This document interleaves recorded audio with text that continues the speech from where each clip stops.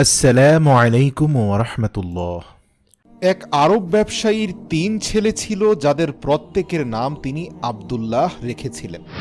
একদিন সেই ব্যক্তি মৃত্যুশয্যায় যখন উপনীত হল, তখন সে দ্রুত তার ৩ পুত্রকে ডেকে ওসিহত করে বলল, আব্দুল্লাহ আমার মিরাসের সম্পদ পাবে, আব্দুল্লাহ আমার মিরাসের সম্পদ পাবে না, এবং আব্দুল্লাহ আমার মিরাসের সম্পদ পাবে। এই কথা বলার সঙ্গে সঙ্গেই কোন আব্দুল্লাহ কি পাবে সেটা ব্যাখ্যা করার আগেই তার রূহ কবজ করা হলো, তিনি মারা গেলেন। তো যেহেতু ৩ জনের নামই আব্দুল্লাহ, আর ইন্তেকালের আগে বাবা ৩ জনের নাম সেপারেটভাবে আব্দুল্লাহ উল্লেখ করে ২ জনকে মিরাসের সম্পদ দিয়েছেন, আর একজনের ব্যাপারে বলেছেন সে সম্পদ পাবে না, কিন্তু থাকা খাওয়ার ব্যবস্থা তার হবে। তো মারা যাওয়ার পরে ৩ ভাই পড়ে গেল মহাসংকটে। আসলে এদের মধ্যে কার ব্যাপারে বলেছেন যে সে পৈতৃক সম্পদ পাবে না, আর কোন ২ জনের ব্যাপারে বলা হয়েছে যে সে পৈতৃক সম্পত্তি পাবে? কেননা ৩ জনের নামই তো এক, আর বাবা ব্যাপারটা একদম খোলাসা করেও বলতে পারেননি, শুধু তাদের নাম আব্দুল্লাহ আব্দুল্লাহ আর আব্দুল্লাহ বলেছেন। তো তারা এই ফয়সালা নেয়ার জন্য তৎকালীন আরবের কাজী, যিনি আসলে বিচার আচার করতেন মানুষের মধ্যে, সরকার কর্তৃক নিযুক্ত কাজীর কাছে গিয়ে তারা উপস্থিত হওয়ার সিদ্ধান্ত নিল। তো ৩ ভাই শহরে কাজীর উদ্দেশ্যে সফরে বের হলো। পথিমধ্যে তারা এমন এক ব্যক্তির সাক্ষাৎ পেল যে তার কোনো এক হারানো জিনিস খুঁজে বেড়াচ্ছিল। তো এই ৩ ভাই ওই ব্যক্তিকে জিজ্ঞাসা করলো, কি ব্যাপার ভাই, তুমি কি খুঁজছো? তখন সেই ব্যক্তি বলল, আরে ভাই, আমার একটি উটনি হারিয়ে গেছে এবং আমি তাকেই খুঁজে বেড়াচ্ছি। তখন এই ৩ আব্দুল্লাহর প্রথম আব্দুল্লাহ জিজ্ঞাসা করলো, তোমার উটনির কি একটি চোখ কানা ছিল? সে লোকটি উত্তর দিল, আরে হ্যাঁ হ্যাঁ, আমার উটনির একটি চোখ তো কানা ছিল। এরপর দ্বিতীয় আব্দুল্লাহ জিজ্ঞাসা করলো, তোমার উটনির কি একটি পা খোঁড়া ছিল? সেই লোকটি তৎক্ষণাৎ উত্তর দিল, আরে হ্যাঁ, একদম ঠিক বলেছ, ওই এক চোখ কানা এক চোখ খোঁড়া, এটাই আমার উটনি ছিল। এরপর তৃতীয় আব্দুল্লাহ বলল, তোমার উটনির কি একটি লেজ কাটা ছিল? সেই ব্যক্তি আনন্দিত হয়ে বলল, একদম সব মিলে গেছে, ঠিক আছে, এবার আমার উটনি কোথায় বলো। এরপর এরা বলল, হ্যাঁ, আসলে তোমার উটনি কোথায় তা আমরা জানি না। এই কথা শুনে শহরের স্থানীয় উটনির মালিক ব্যক্তিটি প্রচণ্ড ক্ষেপে গেল এবং তাদের ৩ জনকে ধরে বলল, আমি নিশ্চিত তোমরা আমার উটনির খবর জানো, কিন্তু তোমরা গোপন করছো।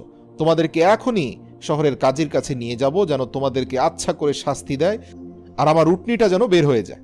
এরপর তারা কসম করে বলল, আল্লাহর কসম, আমরা জানি না তোমার উটনি কোথায়। ঠিক আছে, সমস্যা নাই, তুমি কাজীর কাছে চলো, আমরাও ওনার কাছেই যাচ্ছিলাম। তো যাই হোক, এই ৩ ভাইকে ধরে টেনে কাজীর দরবারে হাজির করা হলো এবং সে শহরের ব্যক্তি সুদৃঢ়ভাবে কাজীর নিকট অভিযোগ পেশ করলো যে, মোহতারাম, আমি নিশ্চিত এই ৩ ভাই আমার উটনিটি জবাহ করে খেয়েছে অথবা সেটি লুকিয়ে রেখেছে, কারণ এরা ৩ জনই আমার উটনির ৩টি গুরুত্বপূর্ণ চিহ্ন সম্পর্কে জানে। এখন অপরাধ লুকানোর জন্য এরা মিথ্যা বলছে। কাজী সাহেব পুরো বিষয়টি শুনে চুপচাপ কিছুক্ষণ ভাবলেন। এরপর এই ৩ ভাইয়ের দিকে তাকিয়ে বললেন, দেখো, একটা বিষয় তো বোঝা যায় যে উটনি তোমাদের ৩ জনের কাছেই রয়েছে, কারণ তোমরা এই উটনির ৩টি গুরুত্বপূর্ণ তথ্য দিয়েছ, যা একেবারেই মিলে যাচ্ছে। তোমাদের জন্য ভালো হয় যে তোমরা অপরাধ স্বীকার করে নাও। তখন প্রথম আব্দুল্লাহ বলল, জনাব, আমরা এই লোকের উটনিটিকে দেখিনি, তবে হ্যাঁ, এটা সত্য যে আমরা তার উটনির কিছু আলামত দেখতে পেয়েছি। তো এরপর কাজী সাহেব জিজ্ঞেস করলো, কি এমন আলামত দেখলে যে উটনির শরীরের ৩টি গুরুত্বপূর্ণ চিহ্ন তোমরা বলে দিলে? তখন প্রথম আব্দুল্লাহ বলল, দেখুন, উটনির একটি চোখ কানা ছিল, এটা বুঝতে পেরেছিলাম, কেননা সেই ব্যক্তি যে রাস্তা দিয়ে আসছিল, সেই রাস্তার এক পাশের যত ঘাস ছিল সব ঘাস কোনো একটি উটনি খেয়ে নিয়েছে, আর রাস্তার অপর পাশের ঘাসগুলো ছিল একদম তরতাজা। এর কারণ একটাই হতে পারে যে সেই উটনির এক চোখ কানা, সে শুধুমাত্র এক পাশের ঘাস দেখতে পেয়েছে এবং তাই খেয়ে সাবার করেছে, অন্য পাশের ঘাস সে দেখতে পায়নি। দ্বিতীয় আব্দুল্লাহ বলতে লাগলো, আমি রাস্তায় দেখতে পেয়েছি মাটির উপরে উটনির ৩টি পায়ের দাগ খুব স্পষ্ট ফুটে রয়েছে, কিন্তু চতুর্থ পায়ের দাগ মাটির উপরে খুব হালকাভাবে পড়েছে। এর একটাই অর্থ হতে পারে যে এই লোকের উটনির একটি পা খোঁড়া ছিল। তৃতীয় আব্দুল্লাহ বলল, উট যখন রাস্তা দিয়ে চলার সময় বিষ্ঠা ত্যাগ করে, তখন সে তার লেজ নাড়াতে থাকে, যার ফলে লেজের আঘাতে বিষ্ঠা রাস্তার এদিক সেদিক ছড়িয়ে ছিটিয়ে পড়ে। কিন্তু আমরা যে পথ দিয়ে আসছিলাম সেখানে দেখতে পেয়েছি উটের বিষ্ঠা এক লাইনে সোজা বরাবর পড়ে আছে, যার অর্থ কেবল একটাই হতে পারে যে এই লোকের উটনির লেজ কাটা ছিল, তাই সে তার বিষ্ঠা ডানে বামে ছিটিয়ে ফেলতে পারেনি। কাজী একেবারেই অবাক হয়ে গেলেন। সঙ্গে সঙ্গে সেই উটের মালিকের দিকে তাকালেন এবং বললেন, তুমি যেতে পারো। উটের মালিকও বলল, হ্যাঁ কাজী সাহেব, আমারও তাই মনে হচ্ছে। তবে এই 3 ব্যক্তি যথেষ্ট বুদ্ধিমত্তা সম্পন্ন মানুষ, এতে কোনো সন্দেহ নেই। কাজী সাহেব তাকে বললেন, তোমার উটনী এই লোকদের কাছে নেই, আর তারা তোমার উটনী দেখেও নেই। উটনির মালিক মাথা নেড়ে সেখান থেকে চলে যাওয়ার পর সেই 3 ভাই কাজীর নিকট নিজেদের ঘটনা খুলে বলল। ঘটনা শুনে কাজী খুব চিন্তায় পড়ে গেলেন। কাজী সাহেব সেই 3 ভাইকে বললেন, আরে এইমাত্র যেই সমস্যার সমাধান করলাম তার থেকেও তো দেখতে পাচ্ছি তোমাদের সমস্যা বড়ই জটিল। আচ্ছা ঠিক আছে, তোমরা আজ রাত আমার মেহমানখানায় কাটাও, আমি আগামীকাল চিন্তাভাবনা করে তোমাদেরকে এর কোনো একটি সমাধান বলবো। সেই 3 ভাই যখন কাজীর মেহমানখানায় গিয়ে উঠল, তারা পর্যবেক্ষণ করে দেখতে পারল যে তাদের উপর নজরদারি করা হচ্ছে। কিছুক্ষণ পর তাদের জন্য খাবার আনা হলো। সেখানে রান্না করা গোশত এবং রুটি পরিবেশন করা হয়েছিল। প্রথম ভাই খাবারের দিকে তাকিয়ে বলে দিল, এই গোশত কুকুরের গোশত। দ্বিতীয় ভাই বলল, যেই মহিলা এই রুটি তৈরি করেছে সেই মহিলা গর্ভবতী এবং অত্যন্ত দুঃখী। তৃতীয় ভাই বলল, এই কাজী তার মায়ের অবৈধ সন্তান। এই 3 ভাইয়ের কথা কাজীর কানে পৌঁছালো। কাজী পরের দিন এই 3 ভাইকে তার আদালতে ডেকে পাঠালেন এবং এই 3 জনকে উদ্দেশ্য করে বললেন, তোমাদের মধ্যে কে বলেছিল যে এখানে কুকুরের গোশত রান্না করা হয়েছে? প্রথম ভাই বলল, জি আমি বলেছিলাম। কাজী বাবুর্চিকে ডেকে জিজ্ঞাসা করলো, বাবুর্চি স্বীকার করলো। বাবুর্চি জানালো রান্না করার মতো ঘরে কিছু ছিল না। অতঃপর সে একটি রাস্তার কুকুরকে মেরে তার গোশত রান্না করে এদের জন্য পাঠিয়ে দিল। কাজী প্রথম ভাইকে জিজ্ঞাসা করলো, তুমি কিভাবে বুঝতে পারলে যে এই গোশত গরুর গোশত নয়, এটা কুকুরের গোশত? প্রথম ভাই উত্তর দিল, গরু ছাগল কিংবা উটের গোশতে মাংসের নিচে চর্বি লেগে থাকে, কিন্তু এই গোশতের সব জায়গায় চর্বি ছিল এবং চর্বির নিচে কোনো কোনো জায়গায় গোশত লেগেছিল। কাজী তখন বলল, তুমি হচ্ছ প্রথম আব্দুল্লাহ যে তার বাবার মিরাজ থেকে সম্পদ পাবে। কাজী এরপর পুনরায় তাদেরকে উদ্দেশ্য করে জিজ্ঞাসা করলো, তোমাদের মধ্যে কে বলেছিল যে তোমাদের পরিবেশন করা রুটিগুলো এমন কোনো মহিলা বানিয়েছে যে গর্ভবতী এবং সে খুব দুঃখ দুর্দশাগ্রস্ত অবস্থায় দিন কাটাচ্ছে? জবাবে দ্বিতীয় ভাই বলে উঠল, আমি এই কথা বলেছিলাম। কাজী তাকে জিজ্ঞাসা করলো, তোমার কেন এমনটা মনে হয়েছে?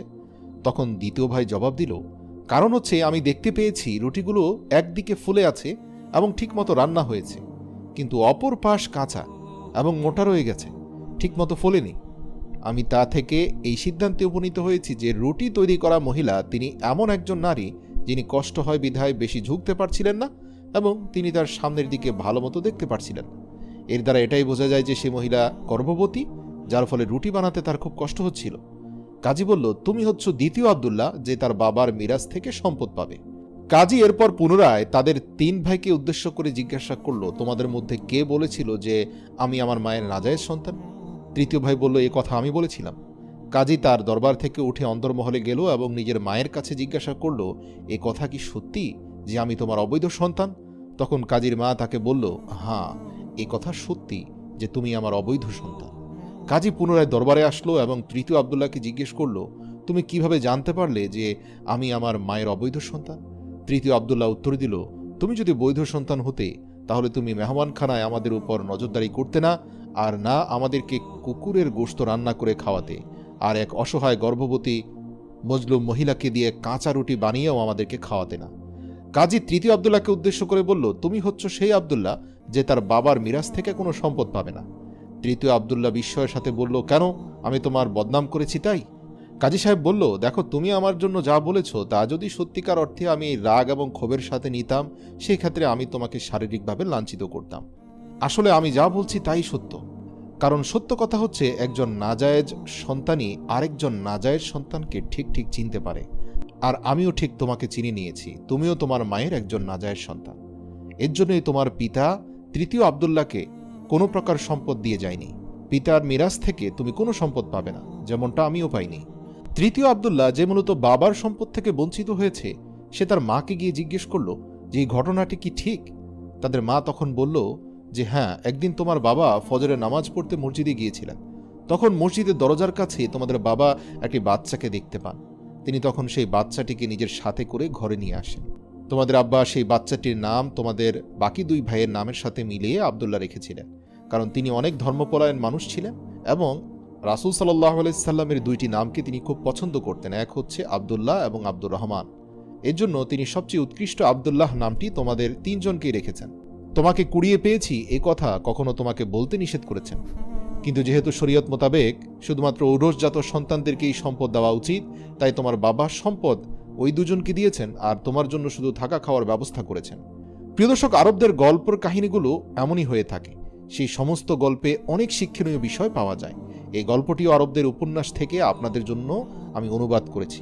আশা করছি আপনাদের ভিডিওটি ভালো লেগেছে।